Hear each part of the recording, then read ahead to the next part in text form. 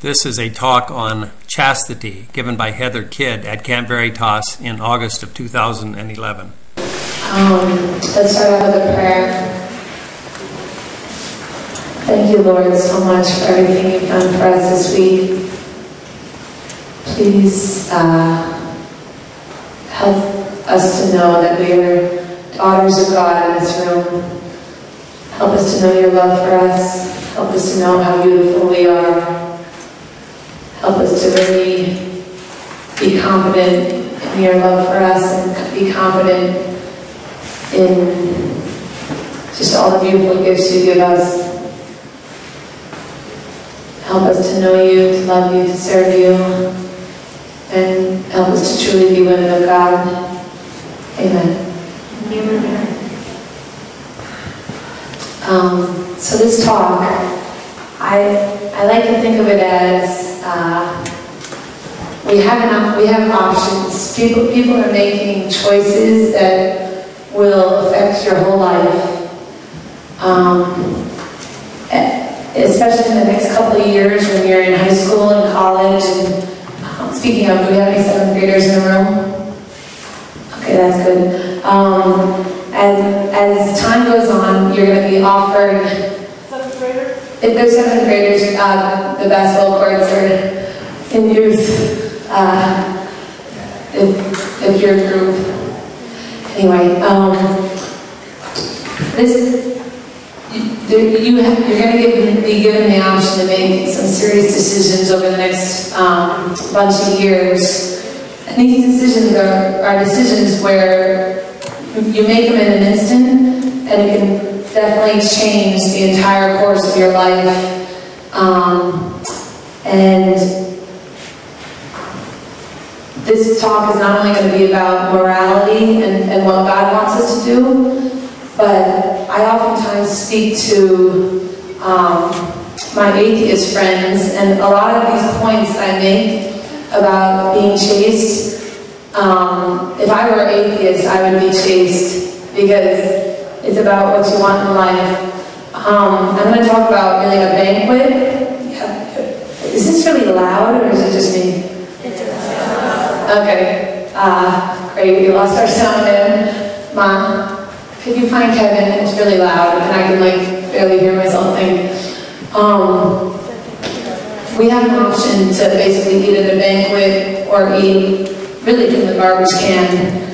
And I want to give you ideas as to why we want to eat from this banquet and what the banquet has to offer. Does everyone know what the word chastity means? No? Chastity, my description on the spot is basically saving yourself for marriage, saving your sexuality for either marriage or the religious life, and basically not having sex outside of marriage. I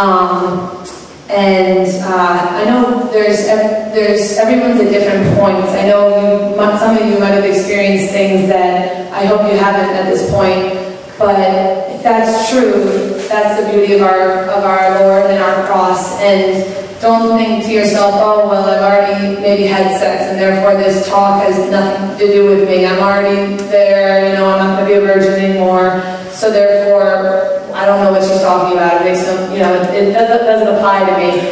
This talk does apply to you. Let's say you roll a dice. You get a 1 in 6 chance of getting a 1, right? Let's say you go to roll it again, you have another 1 in 6 chance of getting a 1. Every time you roll this dice, as time goes on, and you take risks, and you may do intimate things with men, you're taking that risk, and not only that, but you're hurting your body and your soul and your relationship with the Lord.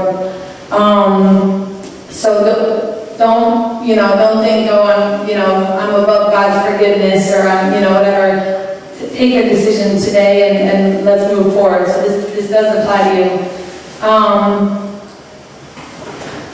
What do I mean by banquet? Some of us are going to be called to religious life. Others might be called to marriage.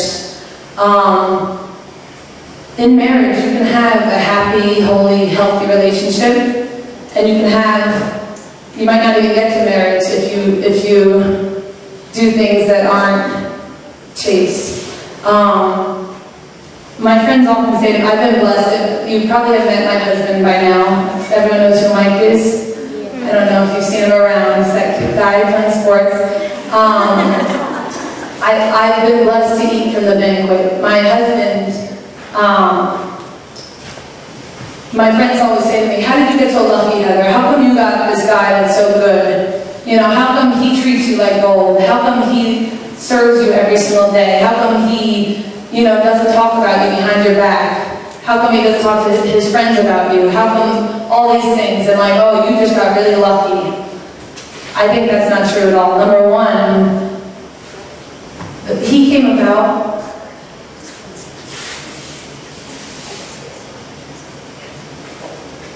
my mom. They basically are, how are you so lucky? I'm not lucky. Number one, God blessed me with my husband. There was a lot of prayer involved, and it was 100% God's plan that he came into my life. Number two, the actions that I took in high school and college, etc., brought my husband basically into my life. I can tell you, I was not the prettiest girl in my group. I was not the most talented girl in my group. I was not the most interesting girl in my group. But I had one thing that really put me apart from all my friends in college, or not, at least a lot of them, which was that I did not plan on having sex until I was married. And I was proud of it. And I was confident about it. And I knew that that was something that would set me apart from the rest. In high school, you'll often be, even by our media, they try to paint it as if it's like this cool thing, this romantic thing, and in every movie it seems to end with, that very intimate scene. And is that real life? Is that reality? Do those relationships last? I can tell you from my personal experience and witnessing all my friends and their relationships, they don't last. They might last a little while, but do they last the long haul? When you talk to marriages that have lasted 50 years and you ask how they came about, like, they did not have sex before they were married, My parents did not have sex before they were married. Did I just talk about that? It's gross. Come on. Anyway, I'm kidding. But the point is, are you looking for divorce? Our divorce rate in our country is 50%. And yet, I can't imagine that any of you are like, I can't wait until I'm 40 and I'm going to get divorced and I'm going to be alone and I have these children. And it's a great pain. And so the point is that you need to build a relationship that's on rock. Not only our rock in the Lord, but also on the right things. A relationship needs to be based on a friendship. When I can tell you the way guys' minds work, and I learned this from my brothers growing up, and thank God I did. As soon as guys' minds are very different than us. We're looking for romance. We're looking for love. Has anyone ever read the book Twilight? Any Twilight people? All right. I'm sorry to admit, I love Twilight. And do you know why, though? Do you know why the whole country, women-wise, and I think less in this room, but in general, there's like this craze about Twilight? It's because the guy in the book is willing to die for the girl. And any movies you watch, maybe I'm just a big romantic, but these movies, I'm always like crying at the end, and I'm like, oh, I'm in love with that man, because he's willing to die for whoever it is in the movie or the book or whatever it is. And I imagine you feel similarly sometimes. And that's the reality. That's why we love Christ. He died for us. That we're seeing Christ in these characters, and we're saying, wow, like, that's what I want. I'd like to think that the guys think the same way. I'm not quite sure they're programmed in that exact same way. A lot of times, the guys' hormones just to begin with, are very different than ours. We're looking for romance. A lot of times, they're programmed very physically, and that has to do with nature and biology and everything else.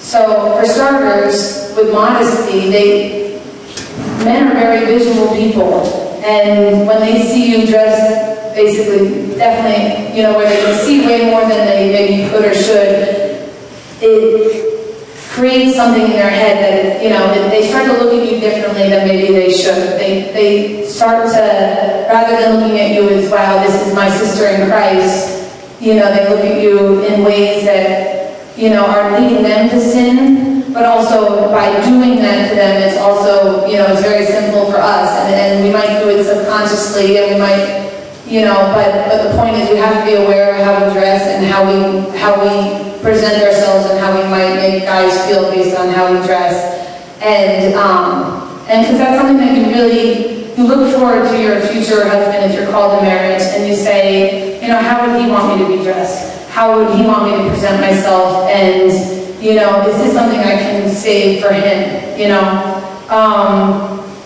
So, was I just lucky? No. I put myself, and I made it very clear to people that came into my life, the guys that came into my life, I don't plan on having sex till I'm married.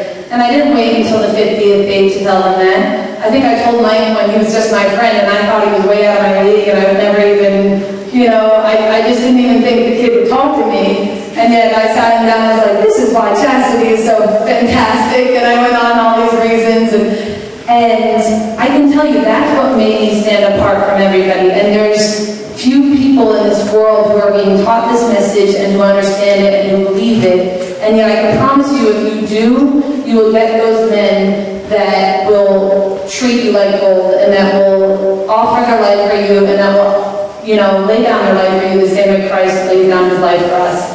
And so in looking to how you're going to act, you got to think about what your goal in life is. Is it to, you know, have a relationship where the man, you know, when I was talking about the way men look at women, when they've gotten to a physical point, let's say you're in this relationship, and a month in, all of a sudden, you know, you step into that physical ground and you're doing things that maybe you shouldn't be doing. All of a sudden, at least from all the men I talk to, and I'm friends with a lot of people, it cuts off that, for a guy, it cuts off them getting to know you. At that point, the focus is physical. At that point, going through their head half of the day is, how can I become physical again? What can I do to become physical? It changes the entire dynamic, and no matter how much they might love you, it's not real love at that point. They're using your body, and they're taking something that's not theirs, and you're both communicating something that's not true. You're saying, we're married even though we're not. What does that do? Having premarital relations with people, it's like tape. If you take a big piece of, let's say, duct tape and stick it to your arm, that's great stuff, really good. And by the way, this is very biological. There's pheromones and hormones and everything going on. When you have physical relations, all these things are exchanged. You rip off that tape, and all of a sudden you'll see it's a little less sticky, right? You go to stick it to somebody else, you rip it off. It's even less sticky. You go to stick it to somebody else, you rip it off. It's even less sticky. By the end of it, this tape won't stick to anything. And yet we expect it to keep a marriage together for 60 years. It doesn't work like that. You're already giving yourself and giving your emotion, your mind, and as much as people might even say, oh, it doesn't mean anything or whatever, you cannot help the biology that God created in sexual relations, where you're giving yourself to that person, and in the process you lose parts of yourself. And when you finally end on that person where you're like, oh, this is the person I'm going to be married, now it's going to be easy, we're just going to stay together for 60 years, no big deal. It's not. You've already changed your mind. And for guys, it's even worse, I can tell you that. So it's something to be aware of. And sorry guys, I know it's a little disorganized, I'm just kind of letting the Spirit take us. In doing that and having those relations, some people are like, oh, well, I want to, you know, how can you get married to someone if you don't know how they might be in that aspect of life, that intimacy, that sexual relation? The point is, when you finally get married, do you want to compare your husband to that prior person? Do you You want, and the same thing for women. You want your man to be thinking of all these prior women he might have slept with before he got to you, and be having that as an extra component in your relationship. It's very difficult, and like I said, by the way, if you've already been there and done that, today is a new day, and you move forward from here, and you know, there's, you go from here, and God's forgiveness will wipe things clean, you know, but nonetheless, you know, it won't make the situation better to go forward like that. My friends who have had sex with many people are like, sex is no big deal. You know, it's nothing. It's not a big deal at all. It's not a big deal if you don't want it to be a big deal. I can tell you that. It can be something that's just as trivial as brushing your teeth. Or it could be one of the most special gifts that you and your husband can share to create life. Sex is created for two things, bonding and babies. The two B's, bonding and babies. And it's fantastic in the right setting. And with that spouse, I think I mentioned to a couple of you last night, like, when I got married and it was our wedding, well, at our wedding, our friends knew, even though they might not have the same beliefs, they all knew that we waited for marriage. And I can tell you, I was walking up that aisle, and these big, burly football players were just crying and weeping as they saw Mike crying and me walking towards him crying, and they knew what that relationship was and what that meant.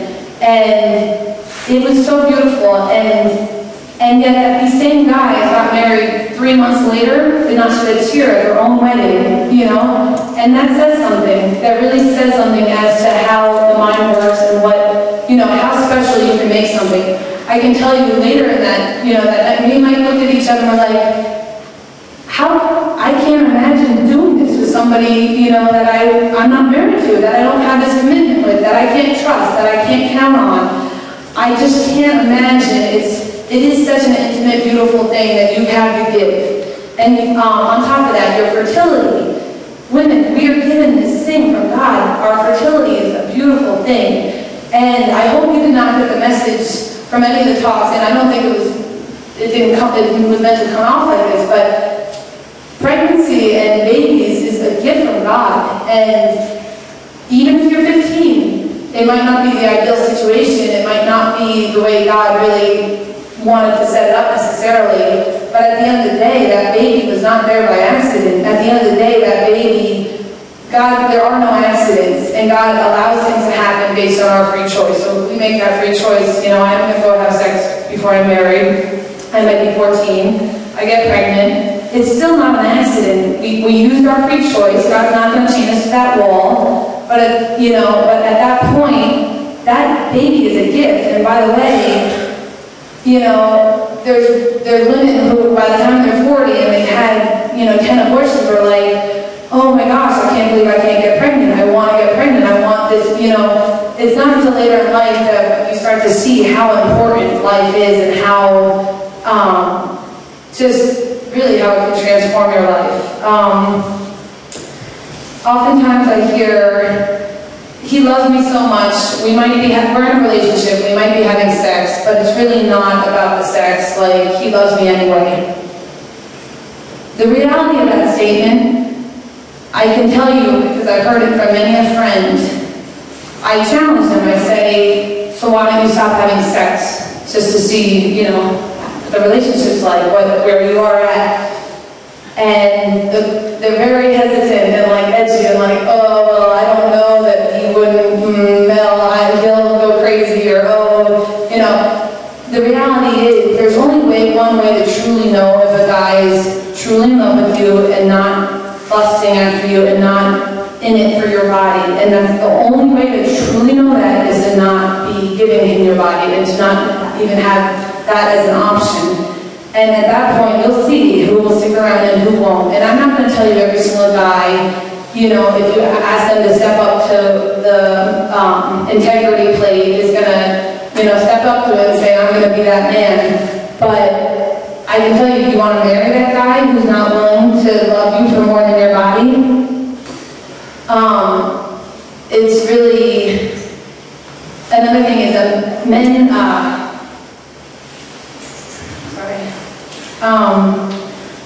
one time I asked, I just felt bad, because I know that I read statistics that like sexual things go through men's minds like every 10 minutes or something ridiculous. And I was like, but they've done studies, and I never realized these things growing up, and you know, that's also where that modesty piece comes in once again. But I didn't realize that, you know, it is something that is such an integral part of who they are and their biology. And I felt very compassionate for them. I'm like, I feel bad for these guys who can't express this. And a priest said to me, he's like, when you get married, do you expect your husband to go and when he's on a business trip cheat on you? And I was like, no. Well, do you expect your husband to, maybe look at inappropriate pictures and do things, when you're, when you're not around? No, I hope you wouldn't. Well, how do you expect him to learn that discipline? If you're, if guys need to, quote-unquote, hook up with you or have sex with you or whatever before you're married, how are they ever going to learn that discipline of chastity? How are they ever going to learn that there's a time and a place for something at a time where you can't? And my husband said in a talk last year, it's not like I got, we got married and God hit me over the head with the, now you're blind to beautiful women stick. He still sees beautiful women, and he's obviously naturally attracted to beautiful women, but through the discipline of dating and chastity and learning, self-control, he's learned to not express that side of himself, to the wrong people, the wrong women, the wrong pictures, and not only that, he's not degrading the poor women who are in these pictures, and who are on, in these inappropriate things. That discipline does not come overnight, and I can also tell you, guys need encouragement and support from you to have that discipline and to be motivated to have that self-control and to really have them step up to that plate. And I can tell you, when I met my husband, he was kind of like a regular guy, and he was waiting for love. He wasn't necessarily waiting for marriage, he was waiting for love and this and that. And thankfully, like through discussions and talking to him, he understood the value of saving sex for marriage. But I can tell you, he very easily could have met someone who believed the opposite and convinced him otherwise.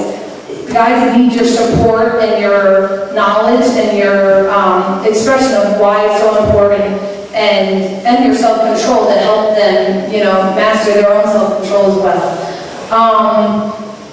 The other thing is, there's going to be times in your marriage where in having guys learn discipline, and you yourself learning this self-control and discipline, there's going to be times in your marriage where you can't have sex. For instance, you're going to give birth, and, I won't get gory, but basically you're not going to have sex for a good 2 months after you give birth, at least from what I've heard.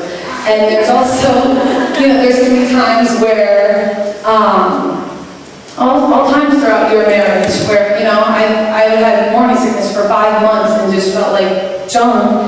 And, and there's other, many times throughout your marriage. Let me just leave it at that. The point is, if your guy has never learned chastity, if they've never learned self-control, if they've never learned discipline, how do you expect them to turn on a light switch and have this chastity, discipline, self-control, not cheat on you, not look at pornography, not do all these things that are going to really hurt you and hurt your relationship? I think it would be strange to really assume that they can do that. So once again, that's why chastity is something that also doesn't end in marriage. Chastity is really using sex in the proper context. And in marriage, let's say there's a serious reason why you're not supposed to get pregnant. Or, let's leave it at that. Have you all heard of natural family planning? Yeah? I'll go into it if you haven't. Natural family planning is a way that you are not changing the way God created sex. You're not changing the way He intended it to be. But if there is a serious reason why you're not supposed to be getting pregnant, God gave you a cycle for a reason. You're fertile at parts of the month, you're not fertile at other parts of the month, and you can essentially not have sex when you're fertile in order to not be pregnant. Is this the rhythm method? No, it's not the rhythm method. Is it effective? 98% according to studies. And I can tell you personally, by practicing natural family planning, when me and Mike got married, I was painting and stripping down wallpaper, and there were fumes to the point where I think there was about a year where, my brain cells are not in the right place. And at that point, we were like, this is not necessarily the ideal time to be pregnant right now. And we were like, and the other thing is, we're like, all of our friends think natural family planning is, a bunch of baloney, that it doesn't work. We want to show people that it works. We want to show people that it's effective. And obviously, if we get pregnant, what a blessing from God, but let's see if this whole natural family planning thing works. It works. It works well. And the second we decide not to, that it's the time to have that baby, we got pregnant, and it's amazing how God created that.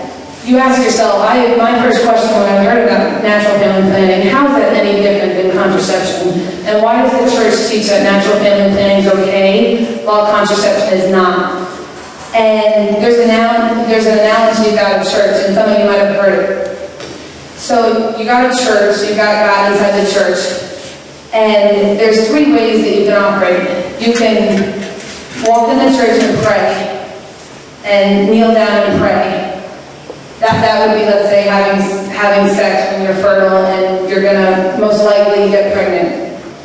You could walk in the church and you could take paint and throw it on the walls and take the tabernacle and toss it on the ground and kick stuff around. That's contraception. You're taking something that God created, you're changing it, you're forming it to your own will, you're becoming God in yourself. You're like, I'm going to get pregnant whenever I want, no ifs, ands, or buts, and it's on my schedule. The difference with natural family planning, it might be you're driving by the church. You see the church, right? Bless yourself in the car. There's that chance that, you might get pregnant. But even aside from that, you're driving by the church. You're not desecrating something that God created. You're just not having sex when you're fertile. And by not having sex, there's nothing sinful about that. But sex is obviously a very important part to a married relationship and something that, is a sacrament and, should be a good part of your relationship. At this point in the game, a lot of you are in middle school, high school, maybe college, and you're wondering, dating, where should you be at this point? I can tell you, in order to have a happy, healthy, holy relationship in the future, it really truly is a best friendship. When you throw all that physical intimacy stuff along into it, it does not only confuse the whole waters, but it, like I said before, it kind of stops that guy from forming that friendship. Guys are friends with their best guy friends their whole lives. My husband's still friends with his friends from elementary school, from middle school, from high school. He's close with them, and yet you look at guys and they date girls for, a month, 2 months, 3 months. Okay, now I'm bored, let's move on. If you form a best friendship with a guy and you are not physically intimate, and they are your best friend, and you love them like your best friend, but you keep it at that is a foundation for a lasting marriage. I can tell you right now, Mike is my best friend, and it's just a foundation. You can't have a relationship without that, and I can't stress that enough. So what are the reasons to have premarital sex? Literally, the only reason is because it feels good. That is, I don't think anyone could convince you of other things that are truly true. And you know what also feels good? Eating like 5 gallons of ice cream. No, seriously. There's a lot of things, you know, not exercising for months at a time, doing things that are very unhealthy for your body, your mind, your spirit. But that's exactly it. Do we do things that feel good, or do we do things that God is calling us to do that, you know, basically, and by the way, feeling good does not even come close to all the detriment that you can cause yourself in the prime time. This talk, I did not want to go into STDs and pregnancy and try to scare you. It's about making a choice for the way you want your life to look and how you want it to be. And, you know, if you want love or if you want lust. If you want a man who's going to stand by you versus a man who's going to treat you like every other girl that, you know, the way they've been treated. In order to keep yourself chaste, it does need to be a conscious decision. I can tell you from my experience with I have a lot of girlfriends, and every single one that said, I'll probably not have sex until I'm married.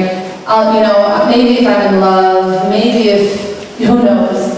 I can tell you, unless you consciously say, I will not have sex until I'm married, period. No exceptions, no buts, no confusion, no if that, if this.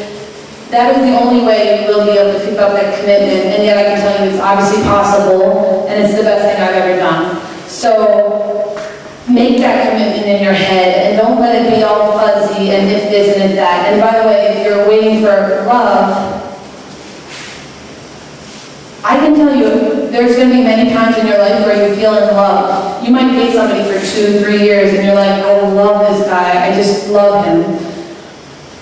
Then why not wait? Why not get married? Why not have that person in your life for the rest of your life? I can tell you, if you say, I love him, and I'm going to get closer to him by having sex. That's what I've heard a lot from my friends. We're going to be closer because we're having sex. Number one, it doesn't work like that. When it's outside of marriage, I can tell you from witnessing every single one of them, every single one breaking up afterwards, at some point in time, it may not be right away, it might be slightly after, it might be a little bit further after that. It just doesn't work. Once again, you're communicating something that's not true. You're saying something with your body that is not actually, like, otherwise you would have the commitment in place. One other random thing. Pray to God about not only what your vocation is, but if you do feel called to marriage, pray for your spouse. Pray to St. Anthony to find your spouse. Pray to Mary that you might express yourself similar to the way she does and be a light to the world in that way, and so different than what's out there right now. You want to dress the way your husband will want you to be dressed in front of people. Still on just as much, yeah. You know, that is a big component, and there's obviously varying degrees of modesty. You know, but just pray to God. You don't want to ride the line necessarily, and I can tell you I've struggled with this a lot with myself over the years.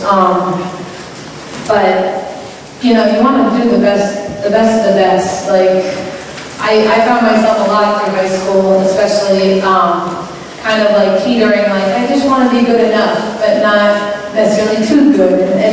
And it doesn't work like that. Once again, if you want the cream of the crop for your future spouse, you need to step up and be that cream of the crop on the other end. You need to be that woman of God for him. Do you have some questions ready? Just pile them up so I don't necessarily know who they're from, and I'll take them.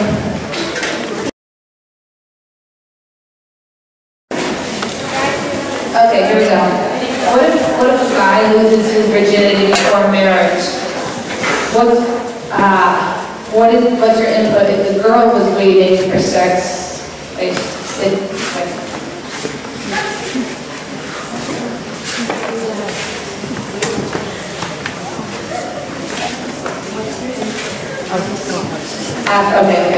So basically, what if the guy didn't wait, but the girl did wait?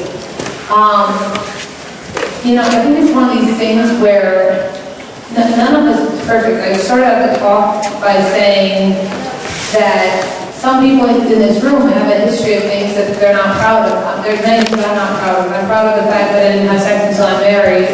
I have a whole list of other sins that I'm not proud of, that I'm not talking about tonight. once again, it's still sinful, and it's still something that you would pray and hope that your spouse stayed chaste for you. Do I think it's a requirement to have before you get married? No.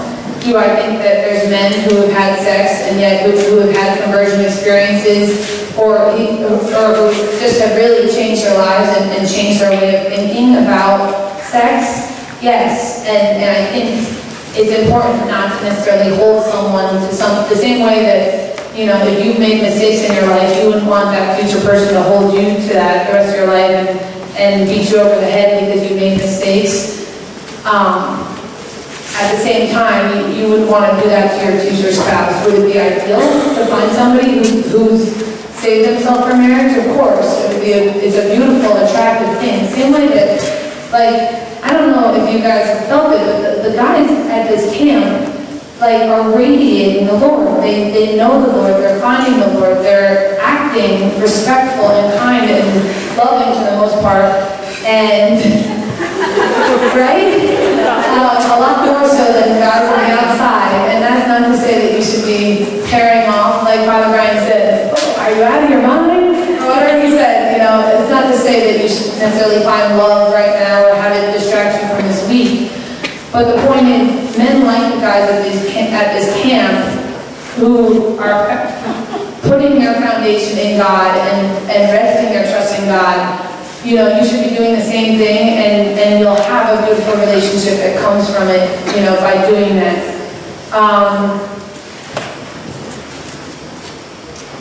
Okay, this is a good one. Is it okay to be on birth control if it is not being used to prevent pregnancy? We started talking about this a little bit last night, and I got further clarification from Ryan today. If you were birth control, which I didn't really get into tonight, but it alters the chemistry of your body. It's taking your body, and if you heard this last night, I apologize. It's taking the hormones in your body and flipping them upside down. It's telling your body that it's pregnant, even though it's not. How does this affect things? Number one, birth control has not been out long enough to truly know how it affects everything. It's only been starting to be used like Tylenol, like in the last, I don't know, 5 to 10 years. And you look before that, it was not like every single girl, when they go to their gynecologist, gets stuck on the birth control pill. It was not like that before.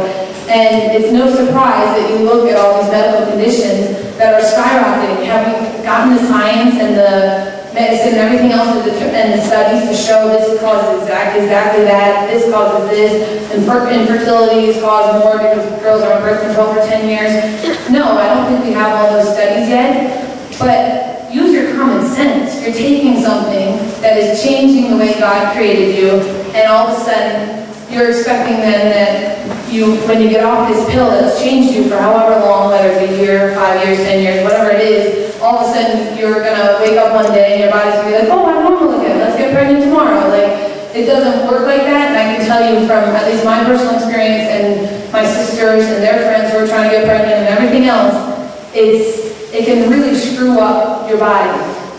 That being said, there are certain medical conditions that might warrant you being on a birth control pill.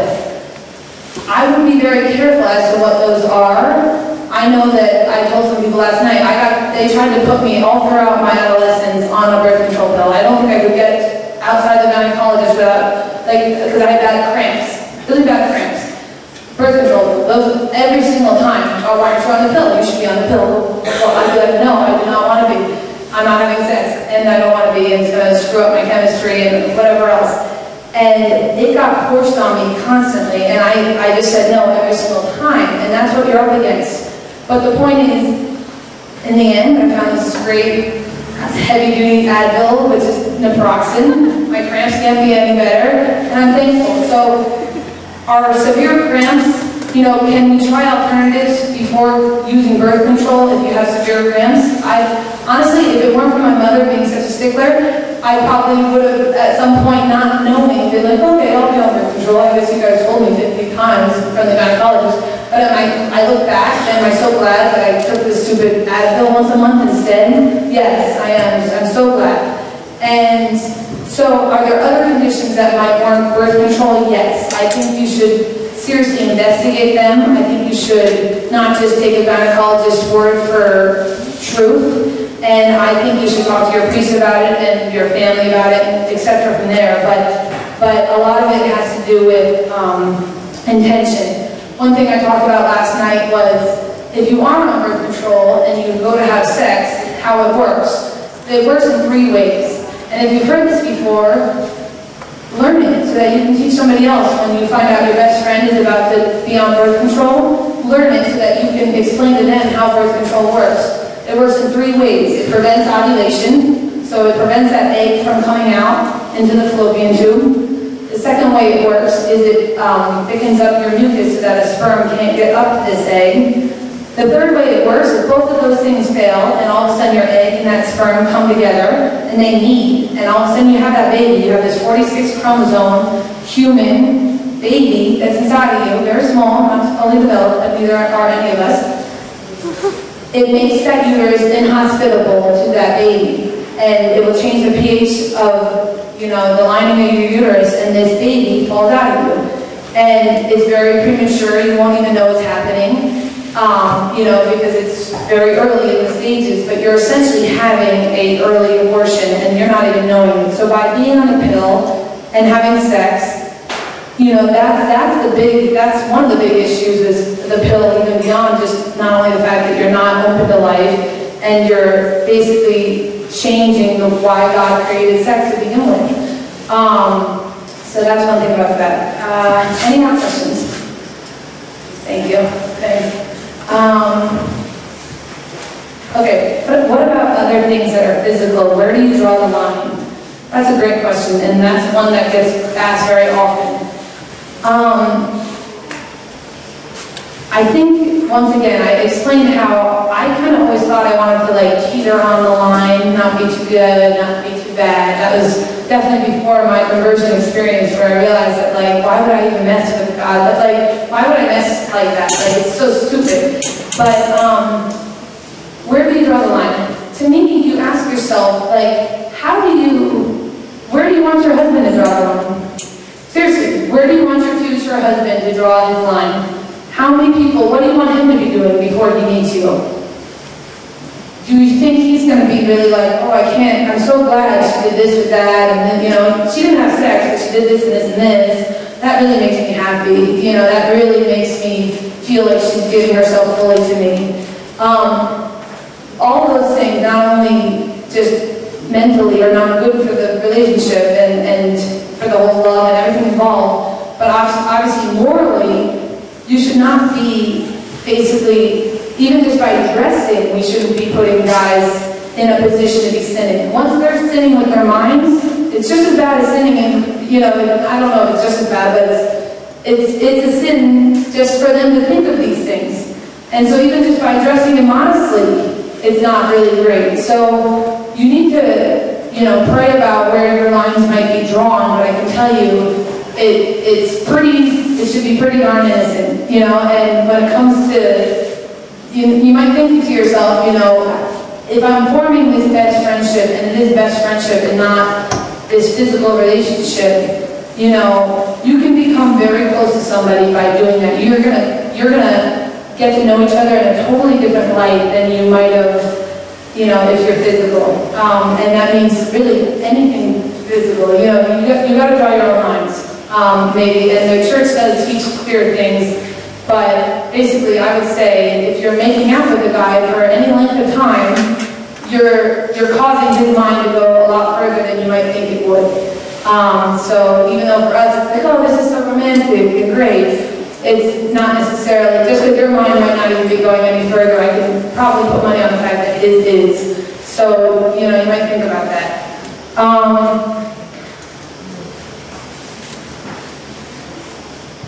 Wow. If you were raped and that's how you lost your virginity, could you still be considered a virgin?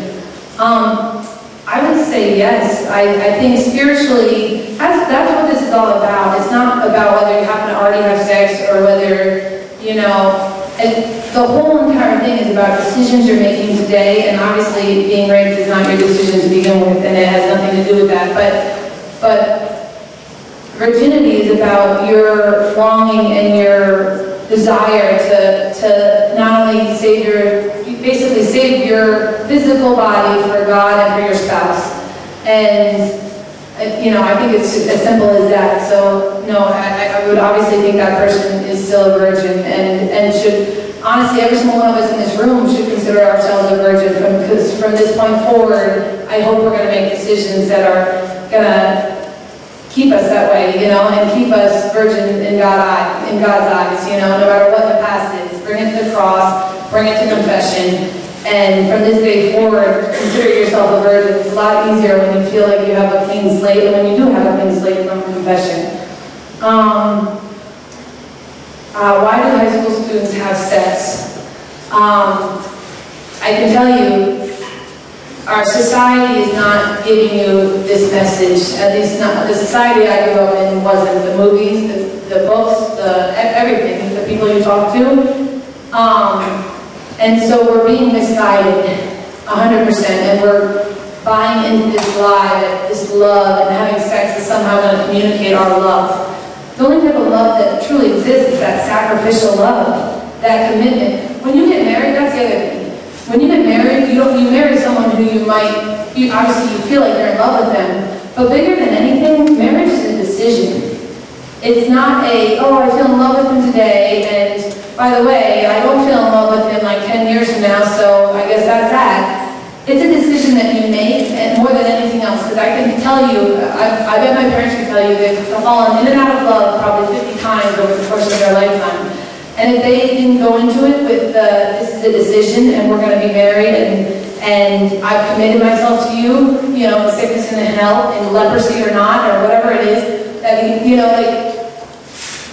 that, those type of decisions, without that, you will be lost. And I can tell you, in my short marriage of 3 years, there have been times where, we're so frustrated with each other, there's something that we're just, crazy about, and I would think to myself, I'm like, thank God we believe in marriage as it should be, which is it's a decision, it's a lifelong commitment.